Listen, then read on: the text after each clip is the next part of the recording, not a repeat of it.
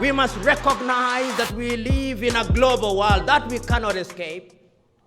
We must recognize that we are going to relate with other civilizations that we cannot escape. We must recognize that we are going to work with the Chinese, with the English, with the French, with the Americans, with the Indians, and with the Arabs, and that if we do not work smart, they will outsmart us. Because everybody does what is in their best interest. Has Africa defined what is in her best interest? I'm submitting that we have not. If we have defined it very narrowly as Tanzanians. But what is Tanzania in the scheme of things? What is the economic power of Tanzania in the scheme of things? At the very best, the GDP of Tanzania last year must be below 50 billion United States dollars. I am quite certain that one of the big boxers in the United States of America can earn that in a year. What is the economy of Kenya in the scheme of things at $60 billion, or Burundi or Togo? Perhaps the advertisement budget of Coca-Cola is bigger than the budget of all East African countries combined.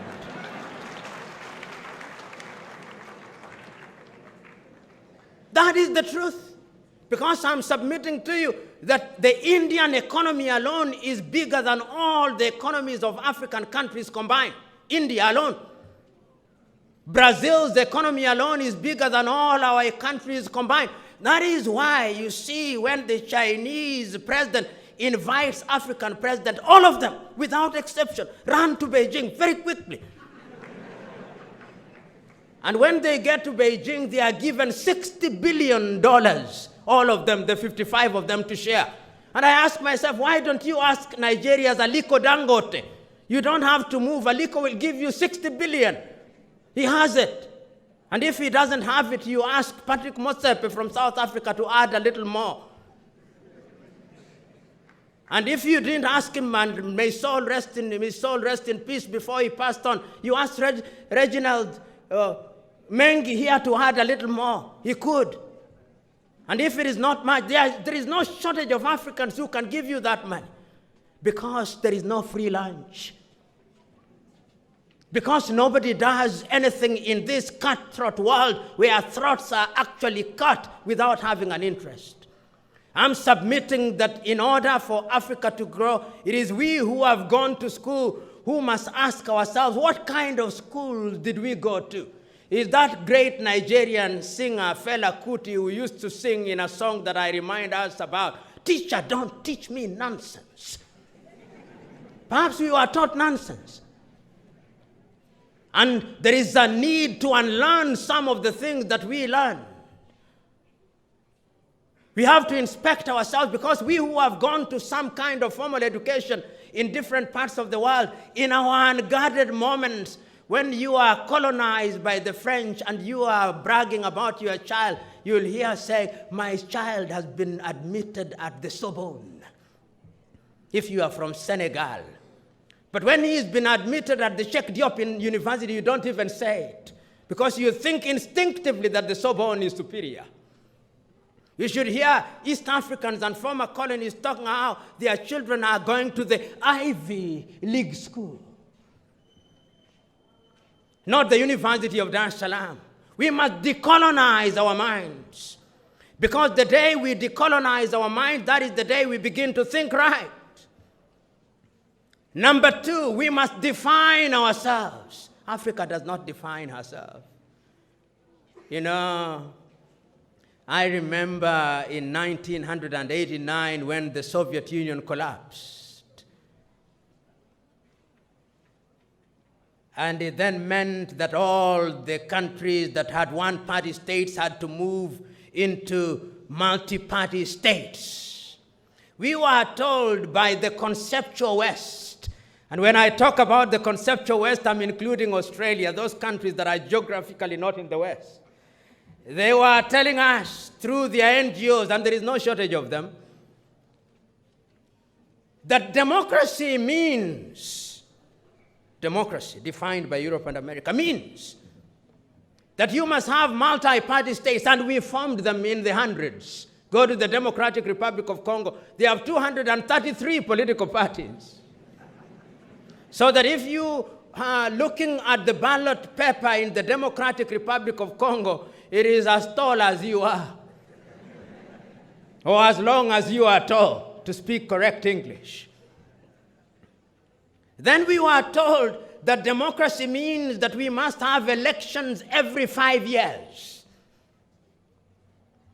And democracy means that the European Union and some other Western agency must come in and observe us and say that you little fellows, you have done a good job. That is effectively what they do. Once they have done that, then they print papers which says, now this is the index of democracy, and we are very happy because Europe and America have told us we are democratic. Not the woman in Butiama. The woman in Butiama has not told us we are democratic. It's Europe and America. It's Paris and Washington. We must define ourselves.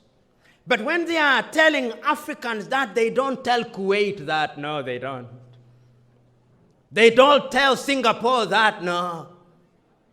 They don't tell Saudi Arabia that. That is staple for the African. It is the Africans who must be told what to do, because he is incapable of knowing what he does.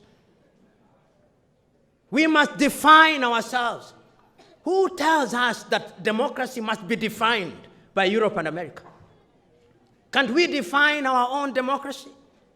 Did we not have our forms and systems of governance before we were colonized? Isn't there merit in asking ourselves whether those systems can work better for us? Because experience has now shown that after every other election in Africa, almost the rule is we fight. Perhaps if we redefine ourselves, we'll begin to appreciate what it is that we must do going forward in order to unite. And in the Pan-African spirit, we will be able to recognize that our unity is our salvation. And that is why I'm happy that the African Union has now come up with Africa Agenda 2063. But Africa Agenda 2063 could be one of the pronouncements that we make as a continent. Agenda 2063 says, not in so many words, but in effect, that by the year 2063, Africa will have changed. We'll be economically vibrant. There will possibly be an electric train running from Addis Ababa, Ethiopia, to Dakar in Senegal, and one from Luanda in Angola to Swakien in Sudan, and another one from Cape Town in South Africa to Tunis in Tunisia, and that the entire basin of the Rift of the Democratic Republic of Congo will be better than the Silicon Valley, and that we will be trading with each other about 60%. That is Africa Agenda 2063. And one of the things that they promised themselves and ourselves last year is that by the year 2020, all the guns in Africa will be silent. That is next year. Next year, there'll be no more guns. A good thing, but you and me know that the guns are roaring even louder, which means that we must now ask ourselves what it is that we must do. But it's a good beginning, because it is a beginning of defining ourselves and defining who we are. Because let me tell you, and I don't blame the Chinese, but I worry about them and about us. Today, in any African country, notwithstanding that over the years, our universities have produced professionals, the Chinese are the ones building our stadia. I do not know whether the stadium here in Dar es Salaam was built by Tanzanians. You will tell me. I need to be educated. But I suspect that there was a Chinese hand. If you go to Nairobi, Kenya, it's the same. You go to any country, to Uganda, the same. And the Chinese are now, in a very subtle way, in every other African university, they are bringing something called the Confucius Institute.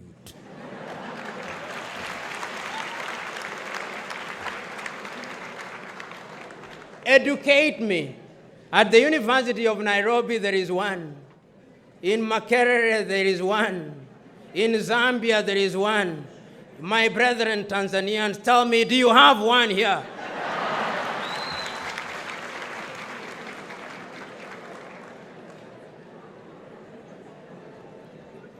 There is no free lunch. The Chinese have recognized that the mind is the standard of the man. And therefore, the way to capture our minds is to have institutes in our highest institutions of learning. Once you capture the minds of their very best, then you've captured them. In 100 years' time, we'll be wondering how they did it. This is how they did it. This is how they did it. And I don't blame them one iota. If we were organized as Africans, we would be having the African institutes in each universities where we would teach comparative culture. Today, a number of countries are adopting Mandarin as the language of choice. We are surrendering to the dominant Chinese culture. And we are wondering how we will be a Pan-African. We are losing the war. We are losing it.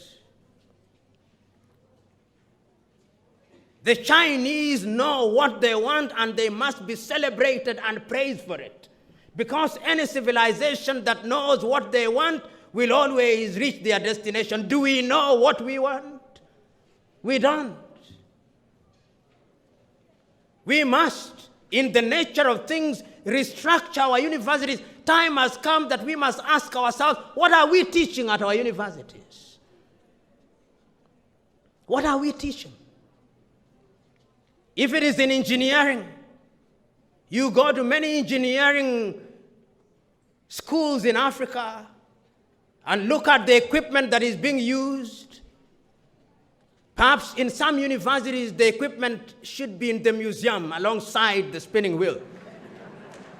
At a time when people are talking about nanotechnology and 5G, you go to typical African university, we're still using blackboard and chalk. And others are teaching differently, yet we think we are going to compete. We are not going to compete. Right now, people are talking about 5G. But what are we Africans doing? We are watching and observing and celebrating as if we are watching a football match between the United States of America and China, asking which one will win? Because the winner is the one that will conquer us again. It's painful but true. We are not there. We are not in the arena. As the saying goes, you can't win the lottery if you don't buy the ticket, and we have not bought the ticket.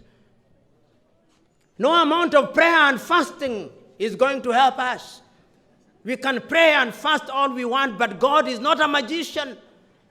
God tells you, go ye and subdue the world. We are not subduing the world. The world is subduing us. So what are we teaching? We must begin to think differently for the Pan-African project to succeed. We must begin to act as one unit. Recently in Mozambique,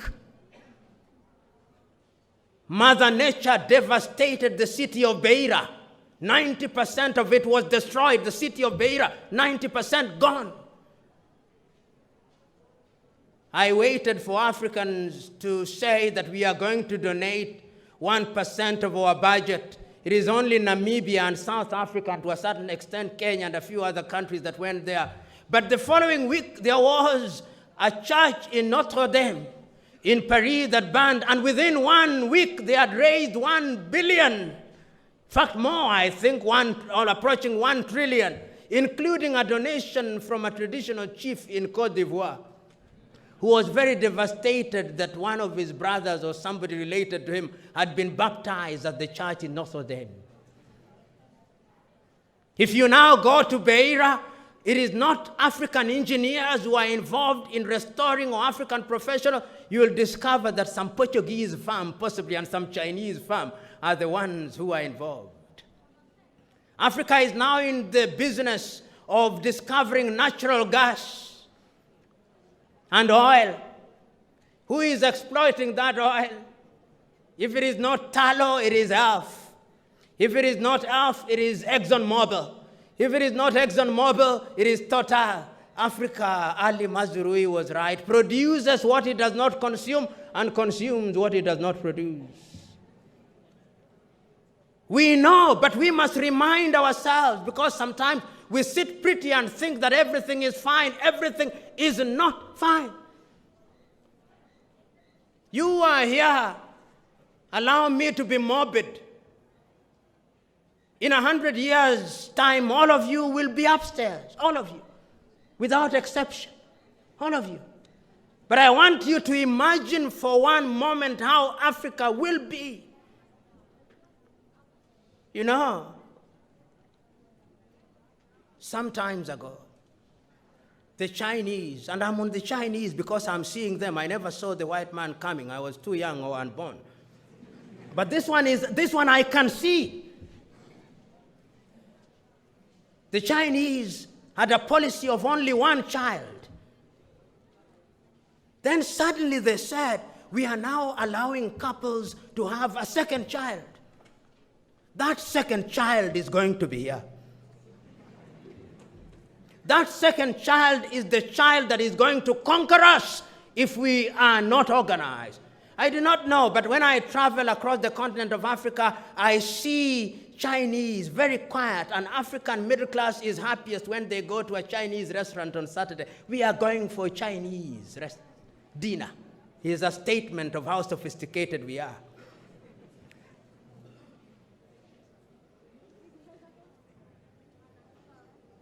I'm submitting to us that we must do something about it. So, ladies and gentlemen, Africa can be great.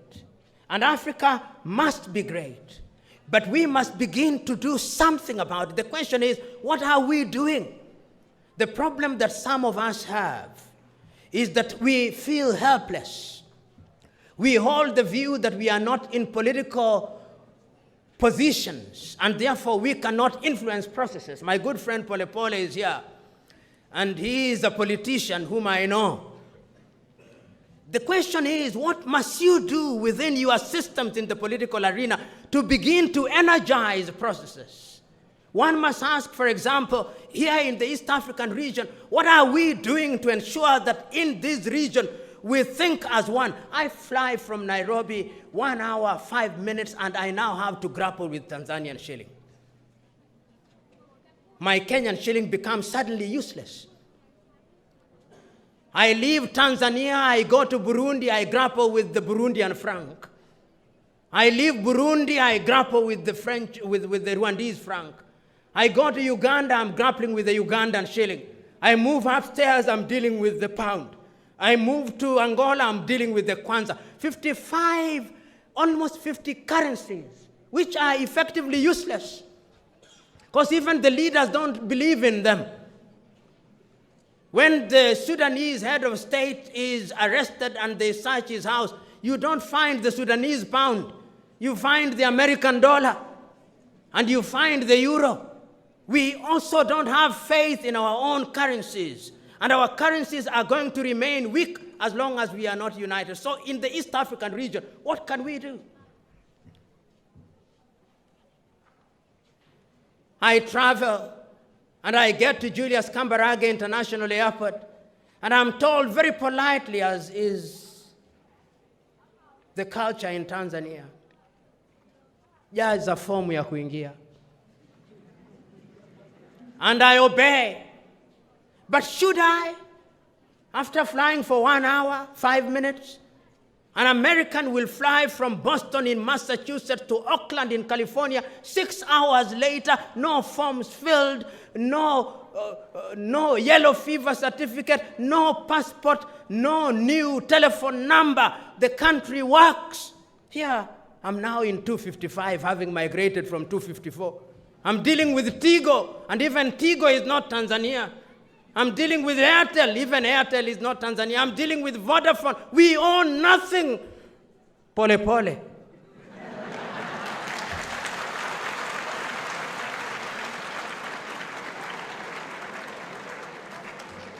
But if we are East Africa, we can begin to own things. When we begin to negotiate as East African, we negotiate with the EU, we begin to make sense to them. But if we are alone, somebody was telling me that African economies are growing, and I told them, yes, they are growing. But no matter how fast a goat grows, it can only be a fat goat, it can't be a cow. So what we must do is that we must combine all these little goats into a big elephant, and we'll begin to make sense. Kwame Nkrumah, may he rest in peace. How relevant you are 56 years ago today, when you spoke on that day in Addis Ababa, Ethiopia, and reminded us that Africa had to unite. If today I were to write, as Nkosan and Lamini Zuma wrote in the year 2013, if today I were to write a letter to our founding fathers who died several years ago, this is how the letter would read. I would not name all of them, but I would name the following. I would say, Dear Kwame Nkrumah, Dear Kambarage Nyerere, Dear Patrice Emery Lumumba, Dear Modibo Keita, Dear Ahmed Sékou Touré, Dear Thomas Sankara, Dear Nelson Holisa Mandela, we are gathered here today in Dar es Salaam, Tanzania, on this 25th day of May in 2019. And we are pretending to be discussing a new subject, but we are not.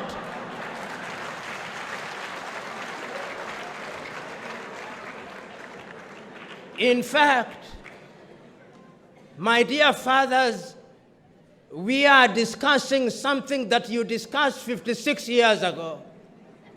And we are now recognizing that you warned us that if we did not unite, we will be conquered again. I am sadly reporting to you that we are being conquered again. We are being conquered again in the manner that you feared, and I'm now telling you that this time round our conquest is a little more subtle.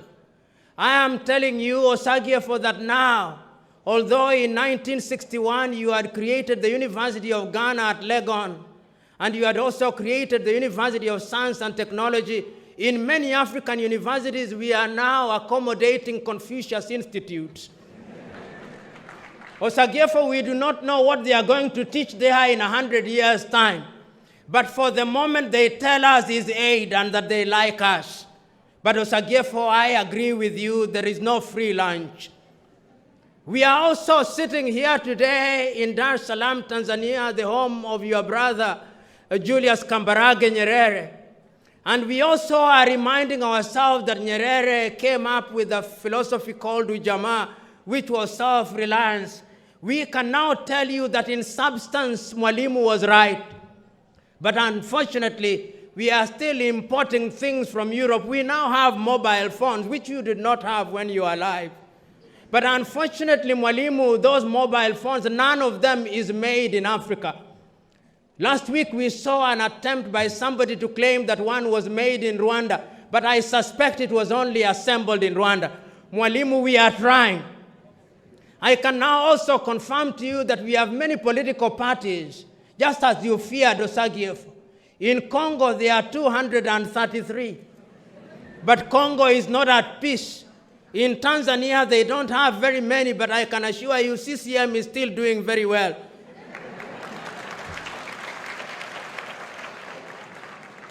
But Tanzania is the exception rather than the rule. After every election, Mwalimu, we fight. In Kenya, we did. Then we shake hands. Then we fight. Then we shake them again. We are in the business of shaking hands. In Central Africa, we are fighting. Our young men and women are drowning in the Mediterranean Sea. We now know you are right.